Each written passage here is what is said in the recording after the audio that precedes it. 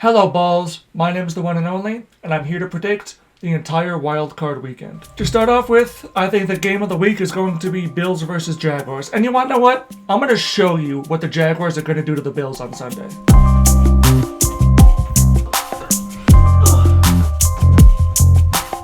But the way I think this game is going to go is I think the Jaguars are going to go up 14-3 early on because the Bills fuck around and refuse to put the ball in Josh Allen's hands and let him go dictate the game. And James Cook is going to get stifled early on because the Jaguars have a great run defense and the Bills don't have a very good defense, so the Jaguars are going to be able to put up points. And once they get down big, they're going to beg Josh Allen to go win them the game anyways, and he's going to be superhuman for like 3 quarters. But that's just such a tough way to win a game against a really good team of the Jaguars, and they're going to lose the game even though Josh Allen's going to play incredible because the front office and the head coaching job just fucks around every single playoff game and is going to lose them the game because the head coach sucks ass. I'm a Jaguars fan, and this is the worst matchup I want, not because I don't think the Jaguars are going to win. I do think the Jaguars are going to beat the Bills.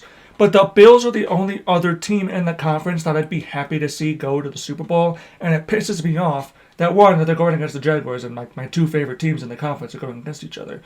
But also, the head coach of the Bills sucks every single year, and is the reason they lose every single time.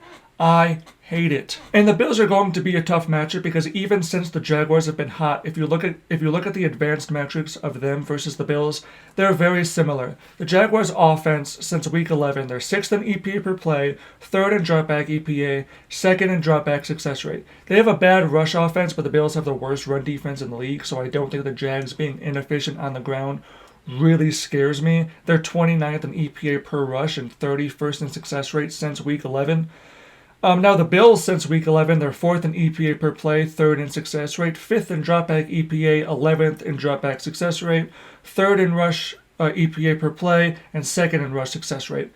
Both 2 incredible offenses as of late.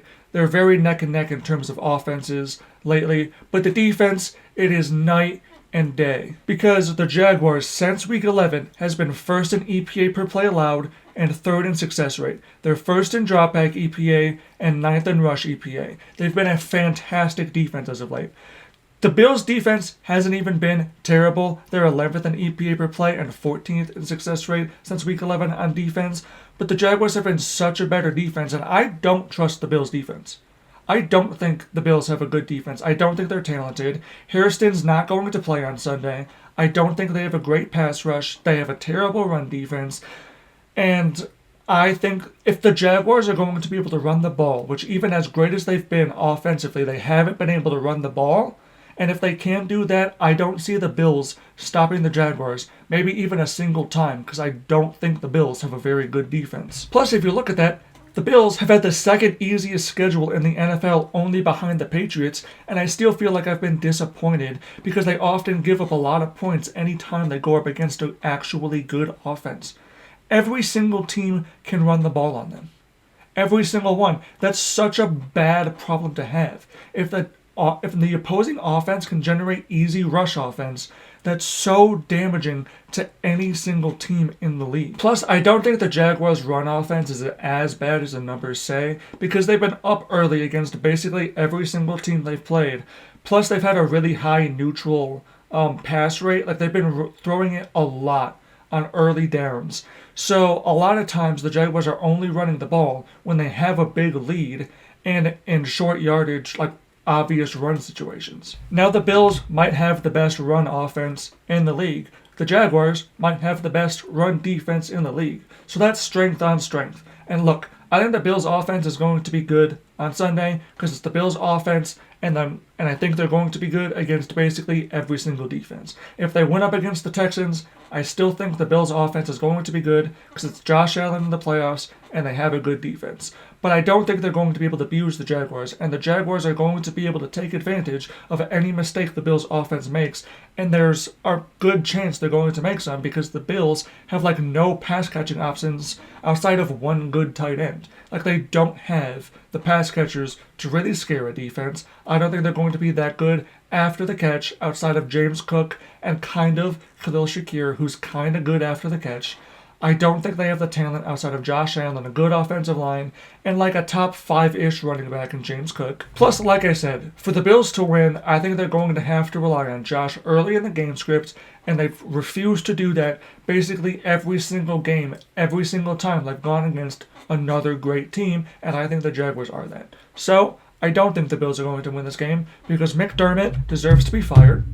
Shouldn't have a head coaching position, shouldn't even be a defensive coordinator. He shouldn't have a job. He only has a job still because Josh Allen is Jesus Christ himself and refuses to lose enough games for them to fire Josh McDermott. But I don't think he's a good coach, and I don't think the Bills are going to win, and I think Josh Allen's going to have the most bullshit conversations around him all offseason because everyone's going to blame him for not winning the Super Bowl because Patrick Mahomes, Lamar Jackson, and Joe Burrow aren't in the playoffs. I don't give a shit. Their team is ass outside of him, so of course they're not going to win a Super Bowl because it's only Josh Allen and a bunch of bums. And if they do win the Super Bowl, Josh Allen is easily the best player in the NFL because that's the only way they can win a Super Bowl because they're not as talented as any of the other playoff teams outside of the Steelers and the Panthers and the Packers because they've exploded and the Bears, I guess, but who's going to win, the Packers or the Bears? I have the Packers beating the Bears 21-17. The Bears' offense is the most scattershot, inconsistent unit in the entire NFL right now. The one thing they do consistently well is not turn the ball over. But they will go 3 quarters against a bad defense of not being able to move the ball at all, and then in desperation win the game last second every time. And that's just not a way you can consistently win games in the NFL, especially in the playoffs. They are a bad team skating by on luck. Do I think the Packers are a good team right now after all the injuries? No. But I think the Bears are also bad and have been entirely winning because the Pope is a Bears fan. And the same thing that's been the downfall of many men in the cloth in the past is going to be the downfall here. Ass. The Bears are ass and it's going to cause this Pope to fail. There's only so much prayer can do. And it's going to fail the Bears in this game. Eagles versus Niners. I think the Eagles beat the Niners 17-14.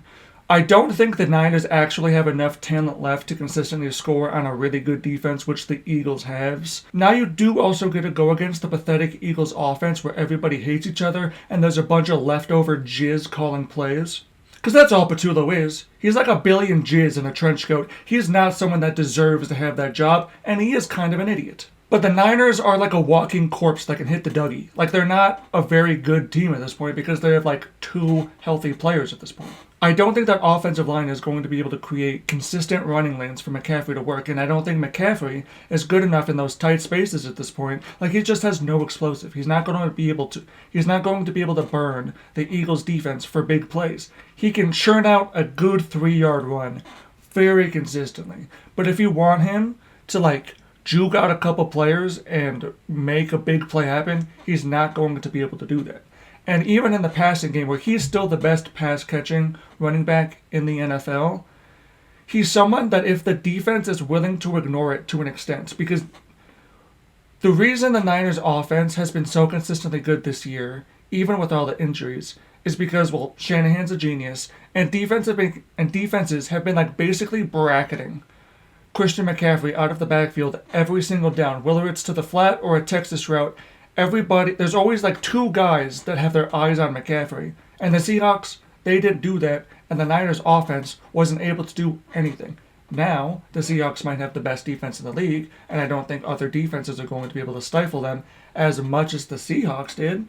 But I don't think the Niners offense is going to be able to generate a lot of yards or big plays against a good defense if they're willing to let McCaffrey catch the ball 20 times for 6 yards each. That's not a way you can kill a defense, especially in the playoffs, and one that is as talented as the Eagles' defense. If they don't have the 2 people that are constantly worried about McCaffrey out of the backfield, they're not going to be able to force the separation for those crossers and up the seams for the tight ends. They're just not going to be able to create the space needed for the receivers to produce. Because the receivers are not ones that can just consistently win no matter what. They're guys that need to be schemed open. And if the defense is willing to ignore Christian McCaffrey to an extent, they're not going to be schemed open. So I don't think this offense is going to be very good in the playoffs. And the Niners defense is garbage. one of the worst units playing in the playoffs. Absolute trash. So I don't think the Niners are a very good team right now. I think they have a good offense that can kill a really bad unit, but I don't think they're an offense that can kill a good unit. So I have the Eagles, and I'm really confident I think the Eagles are going to win this game. The Rams are obviously going to win this game unless the Panthers get basically every single break imaginable. Like, I don't even think the Panthers and their fans are expecting a win here. I think they are the only team currently playing that is just happy to still be playing football. The Rams have more talent at literally every single position except maybe corner and D tackle. Other than that, it's the Rams by a mile. Not to mention, Bryce Young is small and frail. I don't think he's going to be able to kill this Rams defense by any means.